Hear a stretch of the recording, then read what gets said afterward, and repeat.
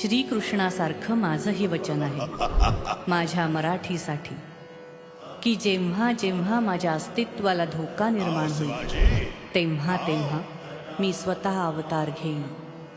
मी मराठी अस्तित्व.